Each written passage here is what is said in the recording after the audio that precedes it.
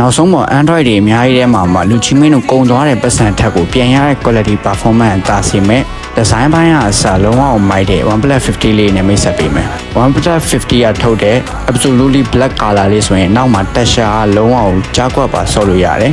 unique ဖြစ်တဲ့ design လို့ပြောလို့ရတယ်ဒီကောင်ရဲ့အားထားချက်တစ်ခုကလည်း Oxygen OS ဆိုတဲ့ global version နဲ့လာပြီးတော့နောက်ဆုံးပေါ် SOC ဖြစ်တဲ့ Snapdragon 8 Gen 5ကိုသုံးပေးထားတယ် 6.78 inch ရှိရဲ့ LTPO AMOLED display ပေါ်မှာ screen refresh rate က 1658Hz ထိကိုရတယ်ဗျ 1.5K resolution ဆိုပေမဲ့ဒီ view ထဲမှာဒီကောင်ရဲ့ display quality ကိုတခြားရိုက်ပြပေးထားတဲ့အတွက်လူကြီးမင်းတို့မြင်မယ်ဗျနောက်ပိုင်းမှာလည်း AI မှုတွေပါပြီးတော့တော်တော်ကြီးကိုဒီလေးကြီးကျန်နေဗျ9300 mAh battery ပါပြီးတော့120W အတိအကို support ပေးတယ်ကျွန်တော်တို့ဆိုင်မှာ OnePlus 50 second လုံးတန်ဘူးဆောင်လေးဆိုရင် RAM 256GB ကို28သိန်းတိနဲ့ရောင်းချပေးပြီးတော့ CEI အခွန်ဆောင်ပြီးသားပါကင် non defected စစ်ဆိုရင်30 Samsung လေးနဲ့ဝယ်ယူရရှိနိုင်ပါတယ်ကာလာအနေနဲ့က Sunstone နဲ့ Absolutely Black ဆိုပြီးနေအောင်ရရှိပြီးတော့မှန်ကွဲအကောင်းစားကိုလည်း free ကပ်ပေးပါတယ်ဆိုင်လေးစာလေးက